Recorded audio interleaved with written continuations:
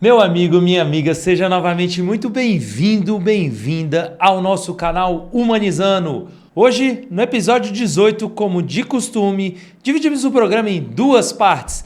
Na primeira parte, comentaremos 3 matérias envolvendo o mundo do RH na última semana.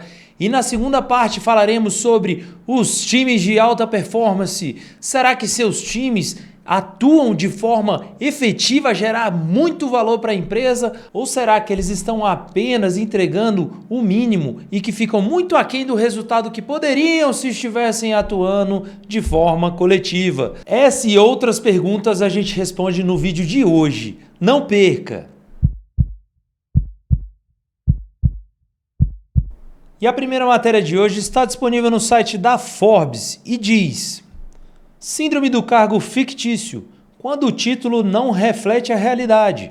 Essa matéria foi escrita por Fernanda Abiléu e foi disponibilizada no próprio site da Forbes em 14 de abril de 2025. Essa matéria indica que existe um senso comum que leva as pessoas a entenderem que uma carreira se define por um aumento de salário, uma trilha de carreira ou até mesmo jornadas flexíveis. Para que não haja dúvida o que seja uma carreira, lembra do nosso vídeo que a gente falou sobre plano de carreira, está bem alinhado com essa matéria. E aqui se indica que a progressão financeira automática ela acaba sendo inviável por questões de limitação no orçamento de qualquer empresa. E ela aponta que há um problema no mundo corporativo, porque acaba se medindo o sucesso de um profissional pela velocidade que ele ascende em cargos. E acaba ocorrendo um desalinhamento entre o que o colaborador acaba fazendo e o nome da sua nova função. Ou seja, ele adquire um título fictício. E há 5 fatores que acabam gerando problemas na empresa quando se cria o cargo fictício. O primeiro deles envolve em criar um título inflado, ou seja, ele acaba demonstrando que o profissional tem mais responsabilidade, mais atribuição,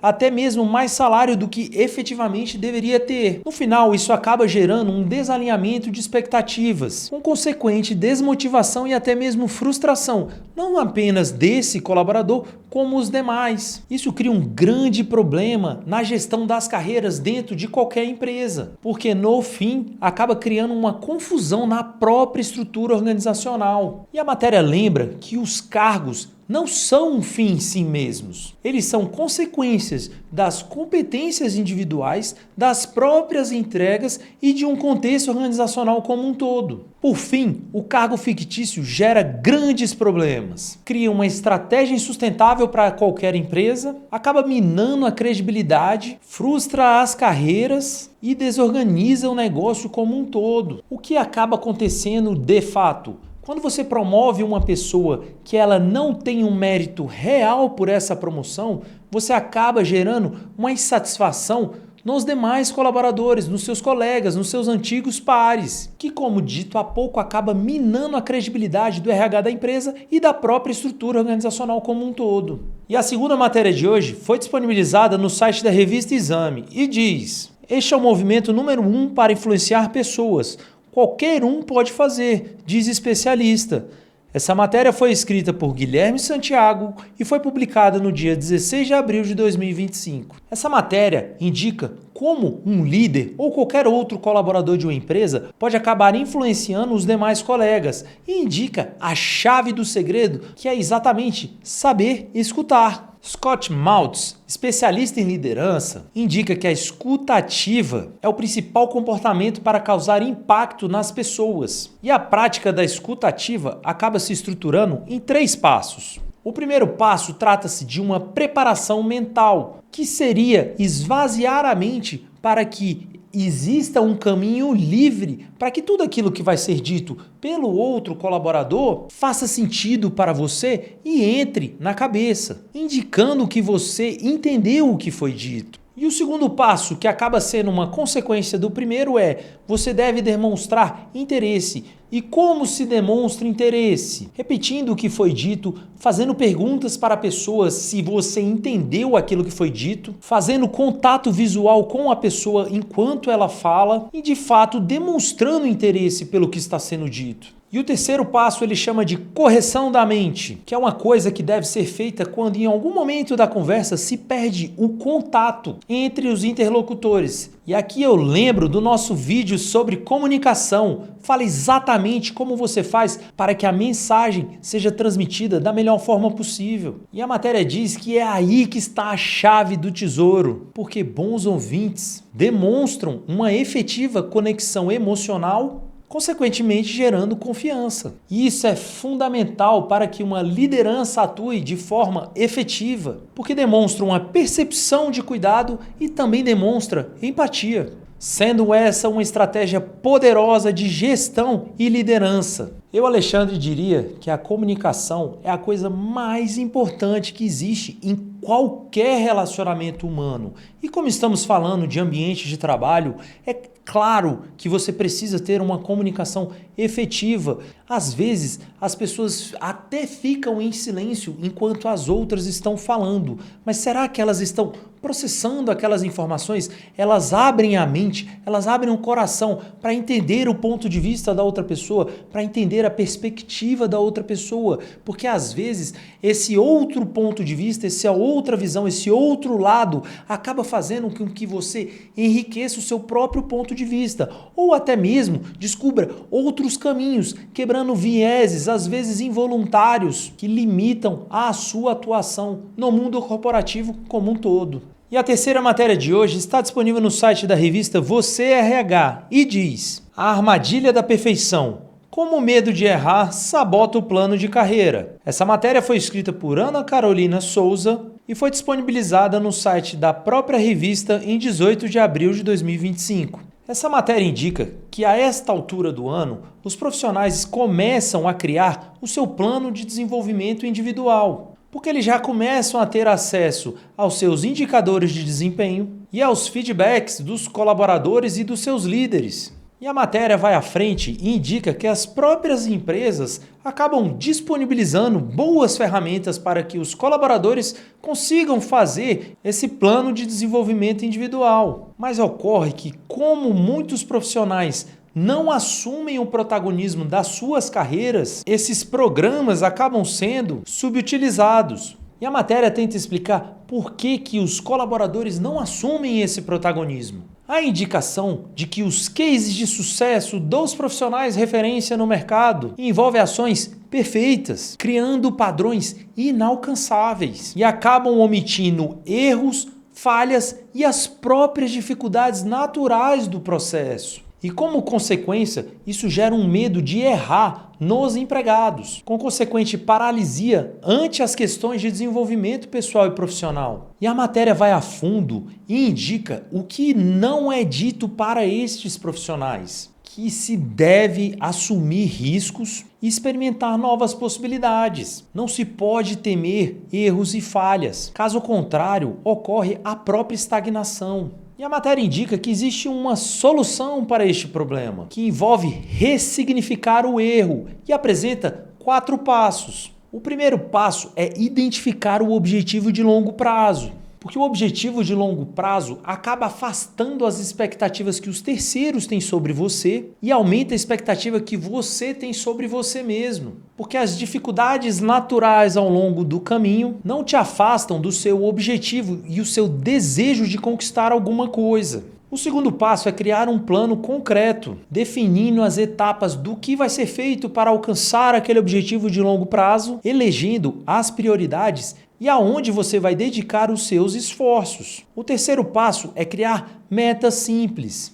As metas simples não envolvem a perfeição. As metas simples envolvem você agir focado no seu objetivo e fazer o que tem que ser feito, mesmo ante as dificuldades. E o quarto passo é: peça ajuda. Não tenha medo de feedbacks, principalmente os sinceros, que são os que mais enriquecem a carreira de qualquer profissional. E também procure mentorias, coaches ou qualquer pessoa que possa lhe ajudar no processo. Momento merchandise. Lembrando que o Humanizando consegue te ajudar a desenvolver a sua carreira e a gente consegue criar um plano de carreira efetivo, analisando os seus objetivos de longo prazo, analisando suas competências individuais, hard skills, soft skills e o que tem que ser feito para chegar lá. Voltando à matéria, ela fecha dizendo que aceitar erros deve ser uma responsabilidade organizacional. Meu ponto de vista, Alexandre, muitas empresas não toleram o erro. E o que a matéria falou logo no título, que o medo de errar sabota o plano de carreira. Mas será que a empresa não está ajudando a sabotar este plano? Fica a pergunta. Chegamos à segunda parte do vídeo de hoje e falaremos sobre os times de alta performance. Você sabe o que é um time de alta performance? Um time de alta performance pode ser definido quando um grupo de pessoas conseguem agir de forma harmônica, entregando muito valor à sua empresa. Mas, Alexandre, o ideal é que todas as empresas tenham times de alta performance, sem dúvidas. Mas existem premissas que são praticamente obrigatórias para que você tenha um time de alta performance. E trago essas 5 premissas. A primeira delas é uma confiança extrema, ou seja, os colegas de trabalho, os colaboradores confiam uns nos outros, confiam em seus líderes e há uma relação recíproca, onde os líderes também confiam em seus colaboradores. A segunda premissa são objetivos claros e alinhados, ou seja, cada membro da equipe tem clareza daquilo que deve ser feito e como pode contribuir para o atingimento global das metas. A terceira premissa é uma responsabilidade compartilhada. Se um acerta, todos acertam. Se um erra, todos erram. É verdadeiramente um espírito de equipe, sem julgamentos. O que nos leva à quarta premissa. Deve haver uma comunicação clara, sincera e respeitosa. Por fim, a quinta premissa é que todos os membros da equipe estejam aptos ao aprendizado contínuo. E trago 2 cases de sucesso que envolvem times de alta performance. O primeiro deles é o projeto Aristóteles, que foi desenvolvido na Google. Eles questionaram o que faz um time ser realmente bom e descobriram que existe uma chave chamada segurança psicológica. Lembra que a gente falou sobre segurança psicológica em um dos vídeos anteriores e que a segurança psicológica acaba gerando um desempenho coletivo muito acima da média. O segundo case envolve a Pixar, produtora de vídeos. Lá eles alimentam uma cultura aberta, onde ocorre o protagonismo coletivo, com consequência e hierarquia flexível. Ou seja, todos têm espaço, todos acabam sendo pares e todos têm o seu espaço de participação nos projetos como um todo. Isso acaba criando um alto índice de inovação. E como estamos falando de uma produtora de filmes e animações, a inovação é fundamental para que haja grande entrega de valor para a empresa como um todo. E os resultados da Pixar falam por si. A produtora lançou inúmeros sucessos, como Toy Story, Procurando Nemo e Monstros S.A. Mas, Alexandre, e como a minha empresa cria um time de alta performance? O primeiro passo é fazer um mapeamento de competências, conhecimento, habilidades, atitudes. Lembra que a gente falou sobre competências. Esse mapeamento das competências vai ajudar no segundo passo, que é exatamente alinhar pessoas que possuem afinidades. E a empresa, por outro lado, alimenta o terceiro passo, que é juntar essas pessoas e colocá-las em um programa de desenvolvimento colaborativo. E o quarto passo, identificado pela própria Google, é criar ambientes seguros, como eu disse há pouco, sem julgamentos, onde as pessoas podem pensar e falar de forma natural, sem medo de represálias ou outras consequências. E o quinto passo é criar, caso a empresa já não tenha, métricas que envolvem as conquistas globais. Ou seja, quando você vai fazer um planejamento estratégico da sua empresa, você define as metas, você define o que a empresa vai fazer e no final acaba setorizando, você vai dividindo, fatiando essa meta grande em metas menores. E essa meta menor, ela acaba chegando no próprio indivíduo, no próprio colaborador, que fica com a sua meta individual. Esse processo é natural de qualquer planejamento estratégico. Contudo, como a gente está falando de times de alta performance, a gente tem que lembrar que o coletivo é muito mais forte do que o indivíduo. E veja que interessante, Às vezes, você pagar mais caro num profissional de mercado que tem um currículo bom, que é reconhecido em outras empresas, às vezes a inserção dessa pessoa, quando ela não consegue aderir à cultura organizacional, quando ela não tem bom soft skill, não tem um bom comportamento, não consegue alinhar afinidades, expectativas e ideais com a empresa e os próprios colegas de trabalho, lembrando que a gente falou sobre cultura organizacional, acaba gerando um atrito que prejudica o time como um todo. E veja que interessante, em 1950, John Nash, um matemático famoso, apresentou a teoria dos jogos. Teoria essa que ele garantiu o Prêmio Nobel em Economia. E a teoria dos jogos apresentou o equilíbrio de Nash, matematicamente comprovado, que acabava indicando que o melhor resultado individual só ocorria quando todos colaboravam. Ou seja, a teoria indicou que não se vence jogos sozinho. E para fechar a matéria, quando você coloca pessoas atuando em prol de um objetivo comum, em prol do melhor para a empresa, elas pegam seus interesses individuais e acabam deixando em segundo plano. E quando isso ocorre, você gera um time de alta performance que consegue entregar grande valor à sua empresa, sendo o maior diferencial competitivo no mundo corporativo. Chegamos ao final de mais um vídeo e eu gostaria de agradecer imensamente a sua atenção. E você? Você é um líder? Você é dono de empresa? Na empresa que você atua, o que falta para você ter um time de alta performance? Me conta aqui nos comentários que eu gosto de saber. Se tiver gostado, não esquece de dar o like, se inscreve no canal que é muito importante para nós, compartilha com aquele amigo que quer entender por que o time dele não performa. É isso, agradeço e até o próximo vídeo.